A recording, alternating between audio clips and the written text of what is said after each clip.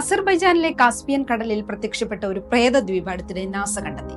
നൂറ്റാണ്ടുകളായി ശാസ്ത്രജ്ഞർക്ക് പിടികൊടുക്കാതെ ഒളിച്ചുകളിക്കുകയാണ് ഈ ദ്വീപ്. കാര്യമെന്തെന്ന് വെച്ചാൽ ഇടയ്ക്കിടെ ഇത് സമുദ്രനിരപ്പിന് മുകളിൽ പ്രത്യക്ഷപ്പെടുകയും പിന്നീട് അപ്രത്യക്ഷമാവുകയും ചെയ്തുകൊണ്ടിരിക്കും. തിരമാലകൾക്കിടയിൽ ദ്വീപ് അപ്രത്യക്ഷമാകുന്ന 2 ഉപഗ്രഹ ചിത്രങ്ങൾ പിന്നീട് നാസ പങ്കുവച്ചിട്ടുണ്ട്.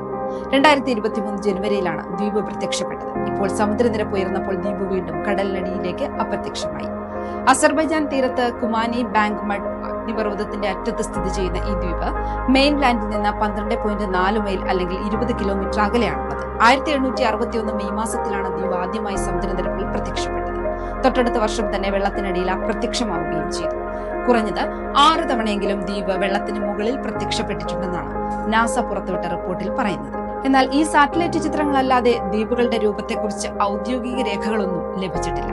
അതുകൊണ്ട് തന്നെ ശാസ്ത്രീയമായി ഇതിനൊക്കെ എന്താണ് അടിസ്ഥാനമെന്ന് ചിന്തിക്കേണ്ടിയിരിക്കും.